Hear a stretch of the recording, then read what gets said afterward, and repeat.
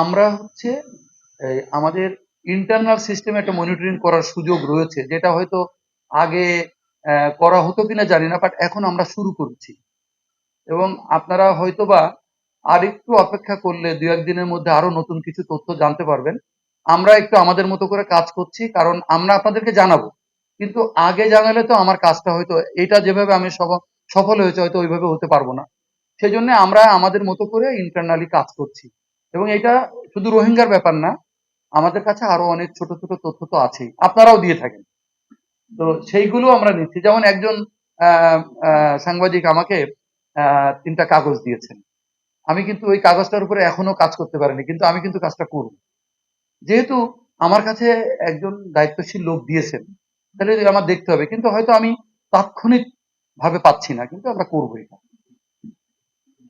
আমরা ওই দিন সম্ভবত ৩ জনের তথ্য পেয়েছি। আমাদের তো একজন ব্যক্তির বিরুদ্ধে ব্যবস্থা নেওয়ার জন্য একটাই যথেষ্ট। এখন আমরা হয়তো আরো তদন্ত করে দেখব, এবং যা এটা বাকি যাদের মানে যেগুলো আছে সেগুলো আমরা তো আইডেন্টিফাই করার চেষ্টা করব। হ্যাঁ, আমরা ওই যে প্রথম যে ৩ জন পেয়েছিলাম, তারপরে আসলে টিমের সাথে আজকে আর কথা বলতে পারিনি।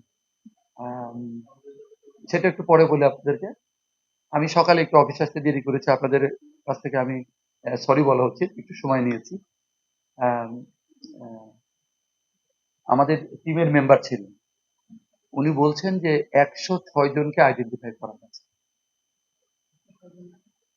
আইডেন্টিফাই করা গেছে যাদেরকে অন্যায়ভাবে ভোটার বানানো হয়েছে। হ্যাঁ, ১০৬ জনকে। আচ্ছা, একটু বুঝিয়ে বলি। সেটা হচ্ছে যে সংখ্যাটা বললাম, এই লোকগুলো বিদেশে থাকে।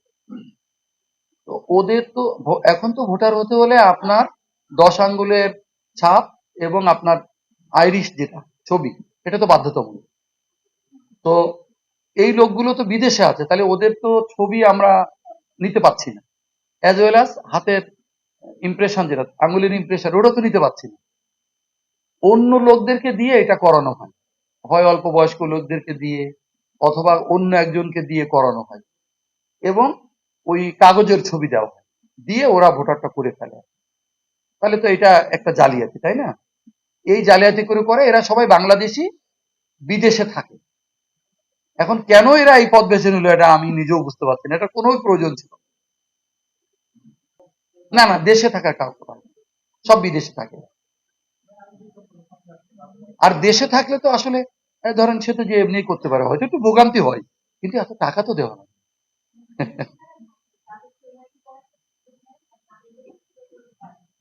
না। না, বিষয়টা হচ্ছে যে আপনারা নিশ্চয়ই জানেন যে আমরা বিদেশে যখন যাই বা কোনো এয়ারপোর্টে যাই বা কোথাও যাই, আমরা কিন্তু লাইন দিয়ে ২ ঘন্টা ৩ ঘন্টা দাঁড়িয়ে থাকি। কিন্তু আমাদের অফিসে আপনি দেখবেন কেউ লাইনে নেই।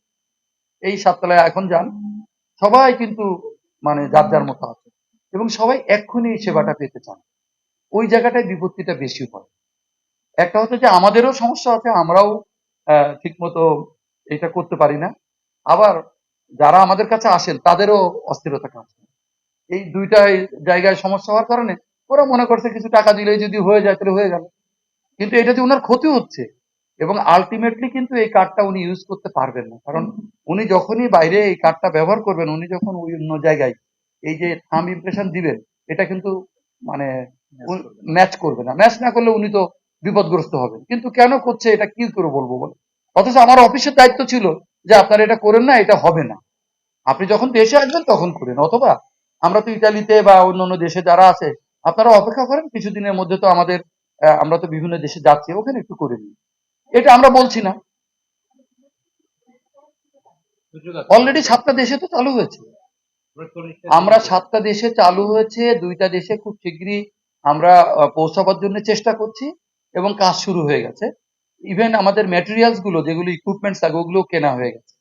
এখন আমাদের ট্রেনিং সহ অন্যান্য যে সমস্ত কাজ, সেই কাজের জন্য কিন্তু খুব শিগগিরই টিম চলে যাবে। একটা হচ্ছে কানাডাতে 2 জায়গায়, অস্ট্রেলিয়াতে 2 জায়গায়, এবং আপনার হচ্ছে বার্মিংহামে। এটা কিন্তু খুব আমরা হয়তো আগামী 2-3 মাসের মধ্যে চালু করতে পারবো। তো ওই লোকগুলোকে যদি আমরা ওই কয়টা দিন একটু ধৈর্য ধরতে বলতে পারতাম, তাহলে তো ভালো হতো, কিন্তু আমাদের লোকজন বলেনি। আসলে আমি না আমি স্পেসিফিক এটা এখন বলতে পারছি না। আমরা তো বিভিন্নভাবে শুনি, আমরা সেটা রেকর্ড করি, আমরা চেক করি, যেটা আমরা পারি আহ, প্রমাণ পাই, সেটা আমরা ব্যবস্থা নেওয়ার চেষ্টা করি। আসলে সবসময় তো আমাদের অফিস একরকম চলে না। এখন তো এনভায়রনমেন্ট চেঞ্জ হয়েছে। আপনারা জানেন যে আমাদের কমিশনের যে কাজ কাম সেগুলো খুবই স্বচ্ছ, এবং ওনারা এই নিয়ম নীতি মানার ব্যাপারে খুবই তৎপর এবং আমাদেরকে সহযোগিতা করছেন। সবসময় তো আমরা এরকম পরিবেশ পাই না কাজ করতে। যে আমারও তো চাকরি অনেক বছর হয়েছে, আমি 30 বছরে পা দিয়েছি। তারপরে আমাদের সেক্রেটারি স্যার উনি খুবই আন্তরিক। এই বিষয়টি করতে যে আমাদের কিন্তু অনেক সময় টেলিফোনে কাটাতে হতো। প্রতিটা বিষয়ে আমি কমিশনের এবং সেক্রেটারি স্যারের, সিনিয়র সেক্রেটারি স্যারের পূর্ণ সমর্থন পেয়েছি, এবং আমার কলিগ যারা গিয়েছিলেন তারা আমার কাছ থেকে সমর্থনটা পেয়েছেন। কিন্তু আমরা তো সবসময় এরকম আচরণ করতে পারি না। ব্যবস্থা নিয়েছি, তো সাসপেন্ড করা হয়েছে, অলরেডি সাসপেন্ড করা হয়েছে, সাসপেন্ড করেই মামলা দেওয়া হয়েছিলেন। হ্যাঁ, আমরা আমরা আমাদের কলিগদেরকে বলবো যে আমাদের চাকরিটা আমাদের কাছে খুব গুরুত্বপূর্ণ। আমি আমার কলিগদের বলছি। এবং আমরা চাকরিটা যখন থাকে তখন হয়তো চাকরির গুরুত্বটা বুঝি না, কিন্তু যখন চাকরিটা চলে যায়, আজকে যে দুজন লোকের চাকরি চলে গেছে, তারা এবং তাদের পরিবার এবং তাদের আত্মীয় স্বজন বুঝতে পারছে কি পরিমাণ ক্ষতি তাদের হয়ে গেছে।